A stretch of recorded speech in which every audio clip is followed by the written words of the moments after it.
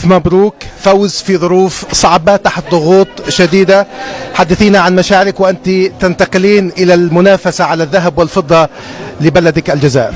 أكيد أنا فخورة جدا بهذا الإنجاز الجديد على التوالي في هذه المنازلة. أظن أنني قدمت كل ما لدي، كل ما أملك من أجل الذهاب إلى النهائي. أنا فخورة جدا بأدائي وبأداء المدربين محمد شعوة وبيدرو دياس. عملنا كفريق لمدة سنوات.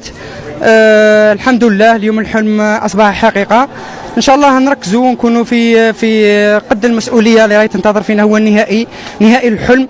إن شاء الله نكونوا في المستوى والفريق كله يكون مركز من أجل الذهب إن شاء الله.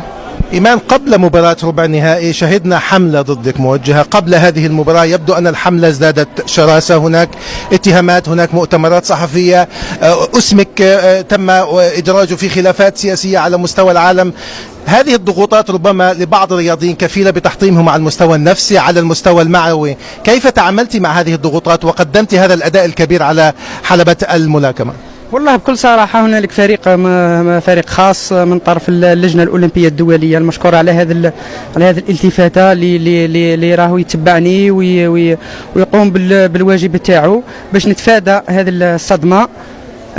الحمد لله.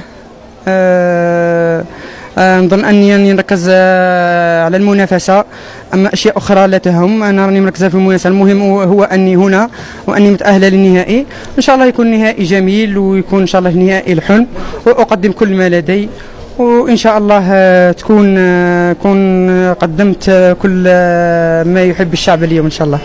إيمان، في بي إن سبورت اليوم كانت في قريتك، في أمام منزلك، كان الناس يتابعونك بشغف. ما هي الرسالة التي توجهينها لأهلك وللعائلة وللأصدقاء وللحي ولكل من تابعك في الجزائر؟ نوجه تحيتي خاصة إلى أمي، نشكرها جزيل الشكر. أمي نوجه لها هذا الفوز، نهدي لها هذا الفوز. الأب تاعي نشكره، نشكر كامل عائلة خليف، كامل القرية الصغيرة اللي نقطن فيها، كامل ولاية تيارت، كامل الجزائر، وكامل العالم العربي والعالم بأسره. إن شاء الله نفرحهم، وتحية الجزائر. وأيضا إيمان، أنت شعرت ربما بأنك تلعبين في بلدك، لأن الجمهور الجزائري المقيم في فرنسا والذي زار من أو سافر لمشاهدة هذا النزال أشعرك بأنك في بلادك. العلم الجزائري كان متواجد، وحجم التشجيع داخل أرضية الملعب كان كبيرا أيضا. والله بكل صراحة فاجأني الجمهور، ما كنتش نتخيل أنه القاعة راح تمتلئ.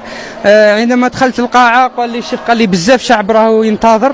قلت له خزرت شاهدت الشاشة، لم أجد قاعة ممتلئة. قلت له ما كاش بيبليك كبير. قال لي ذوك تشوفي.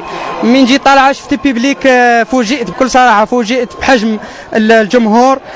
نوجه له الشكر خاص ونهدي له هذا الفوز كذلك، وتحيه الجزائر. شكرا لكم، انا راني تعبانه قليلا، لا تسمحوا لي نغادر. شكرا. بارك الله فيك إيمان، شكرا جزيلا لك.